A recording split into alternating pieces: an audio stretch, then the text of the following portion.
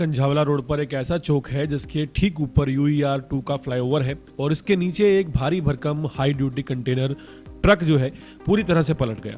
हादसा ऐसे चौक पर हुआ है जहां 4 थानों की पुलिस की सीमाएं आकर मिलती हैं। शायद यही वजह है कि कोई भी इस हादसे की सुध लेने को तैयार नहीं दिख रहा।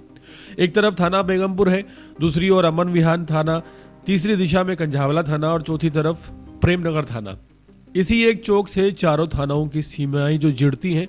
लेकिन सवाल यह है कि अगर इसी चौक पर कोई बड़ा हादसा हो जाए तो उसकी जिम्मेदारी आखिर कौन उठाएगा। दिल्ली में एक तरफ प्रदूषण इस कदर बढ़ चुका है कि विजिबिलिटी लगातार कम होती जा रही है और दूसरी तरफ ठंड के साथ कोहरा भी धीरे धीरे अपना असर दिखाना शुरू कर चुका है। ऐसे हालात में आम सड़कों से लेकर UER-2 जैसी बड़ी सड़कें हादसे का शिकार बनी रहती हैं। इन्हीं हालात के बीच दिल्ली के रामा विहार कंझावला रोड पर एक बड़ा कंटेनर ट्रक पलट गया। शुरुआती वजह यह बताई जा रही है कि मोड़ पर ट्रक ड्राइवर गलत टर्न ले रहा था, जिसके चलते यह हादसा हुआ। गनीमत रही कि इस घटना में किसी भी तरह की जान माल की हानि नहीं हुई है, लेकिन इस पूरे मामले में एक ऐसी बात सामने आई है जिसे सुनकर आप भी चौंक जाएंगे। ये कंटेनर ट्रक UER-2 कंझावला चौक पर 24 घंटे से ज्यादा समय से इसी हालत में पड़ा है, लेकिन हैरानी की बात यह है कि अब तक इसे हटाने या इस पर कोई ठोस कार्रवाई करने को लेकर कोई गंभीर कदम पुलिस प्रशासन की तरफ से नहीं उठाया गया है। दरअसल जिस चौक पर यह ट्रक पलटा है वहां UER-2 रोड के फ्लाईओवर के नीचे रामा विहार में स्थित है। ये एक बहुत अहम चौक है।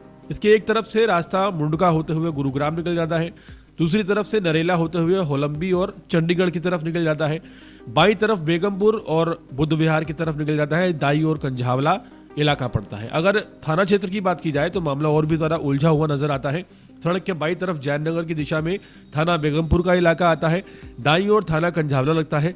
सड़क पार करते ही थाना अमन विहार पुलिस स्टेशन की सीमा शुरू हो जाती है और थोड़ा आगे बढ़ने पर प्रेमनगर थाने का क्षेत्र आ जाता है। अब सवाल यह है कि जब इस चौक पर हादसा हुआ जहां 4 थानों की सीमाएं मिलती हैं, तो वहां जिम्मेदारी किसकी बनती है?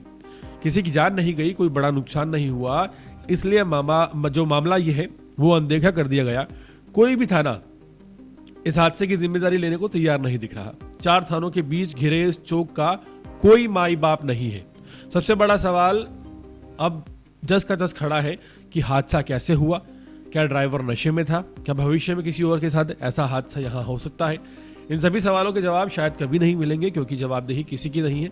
ये सिर्फ एक हादसे की नहीं बल्कि 4 थानों और वीराने की कहानी है जहां प्रशासन खामोश खड़ा नजर आ रहा है।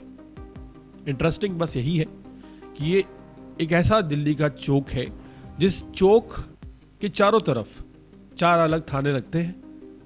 लेकिन सवाल यह है कि अगर चौक के बीचों बीच कोई हादसा, कोई एक्सीडेंट, कोई ट्रक पलट जाता है, जिम्मेदारी कौन लेगा?